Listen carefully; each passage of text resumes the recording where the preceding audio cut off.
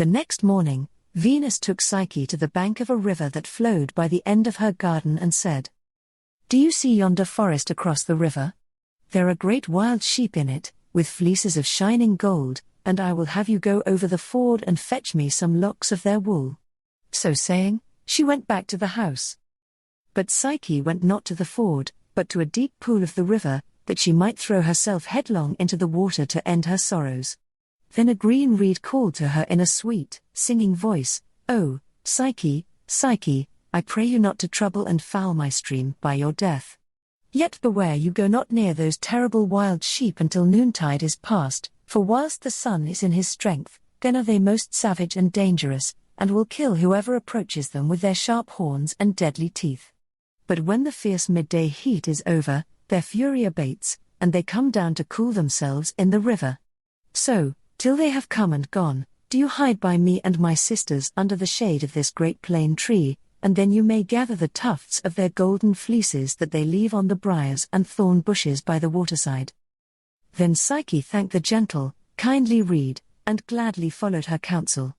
And when she had filled the lap of her gown with the golden wool she found hanging on the bushes, she carried it to Venus, not without hope that by this dangerous service she might have won her pardon.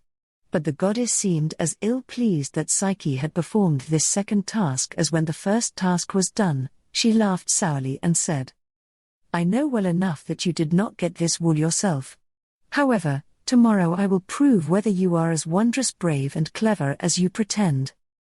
And the next day she took Psyche to a window that gave a wide view of open country and said, "Do you see yonder steep, rocky hill, with a fall of black water rushing down from the top of it? That is, the deadly water of Styx, which feeds the rivers of hell. Now take this crystal bottle, and fetch me some of that water. Go quickly, I say, and be sure, if you fail in this, there are rare torments in store for you." Away went poor Psyche and climbed the hill, though rather with intent to kill herself there than to fetch any water.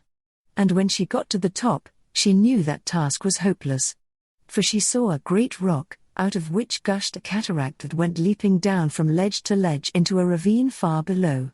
And on either side of the torrent she saw huge dragons, the sleepless warders of the fount of Styx, stretching out their long, gory necks towards her, and the roaring water itself seemed to utter a hoarse voice, saying, "Away, away, what wilt thou do?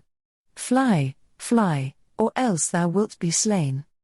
But Psyche could neither move, nor think, nor so much as shed a tear. She was so benumbed with terror, that she stood, rigid, as if she had been turned into stone. And now indeed it seemed that she was to perish on that desolate mountain, far from any succor. But the royal bird of great Jupiter, the eagle, saw her from the god's heavenly house and swooped down to her on his mighty wings.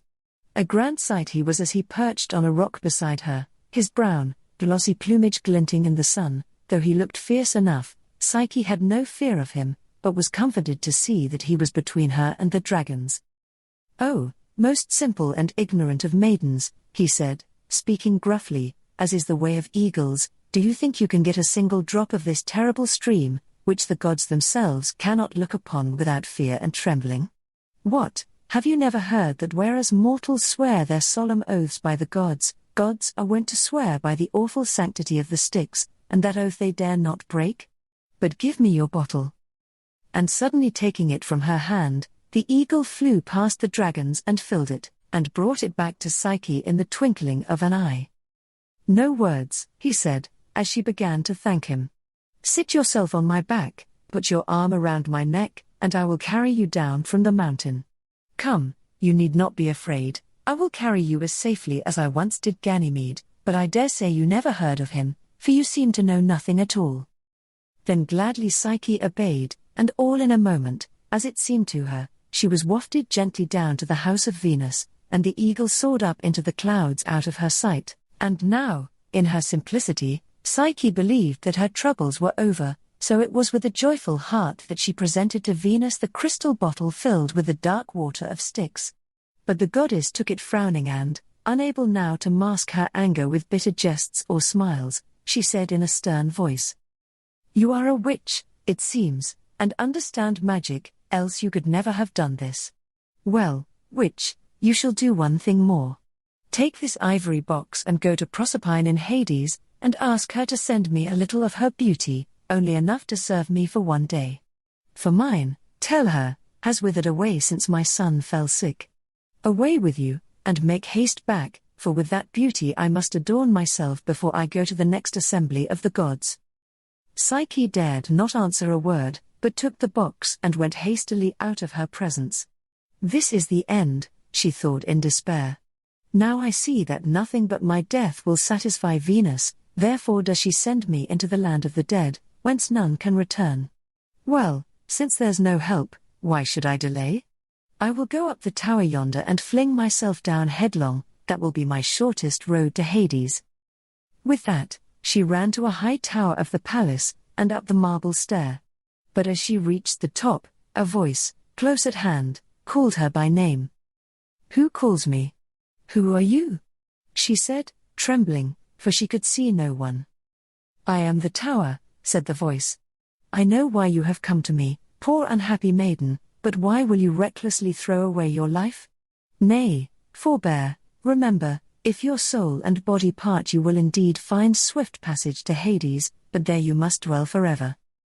I know it, sobbed Psyche, but cruel Venus has doomed me to go, and this is the only way. Not so, said the tower. Listen well to me, and I will tell you how you may do your errand safely. There is a city called Lacedaemon not far from here. Go thither and ask the way to Mount Taenarus, where you shall find a cavern that leads down into the netherworld, even to the palace of Pluto. There lies your road, but take heed you do not go empty-handed to that place of darkness. You must carry in each hand a cake of barley flour kneaded with honey, and put 2 halfpence in your mouth. When you have got a good way down, you will see a lame ass laden with faggots and a cripple driving it, who will ask you to pick up and give him the sticks that fall out of the faggots, but beware you do not, neither answer, but pass on. Soon after, you will come to the ferry of the dead, where ghastly Charon is ferryman, and there you shall see how avarice reigns even in Hades, for he will have his fare paid him before he will take the souls over in his boat. And therefore the dead are wont to be buried with a small coin in their mouths for passage money. So do you offer grim, ghastly Charon one of your halfpennies, and let him take it from between your lips as his custom is. Now, while you are in the boat, you will see an old man swimming alongside and holding out his corpse-like hands, who will beg you with piteous cries to take him on board, but beware you pay no heed. And when you have crossed the river, you will see some old crones spinning, who will ask you to stop and help them, but again beware of consenting. For all these I have warned you against are baits and traps that Venus will set in your way to make you lay down your honey cakes a moment. Why, would that matter much? Asked Psyche, curiously.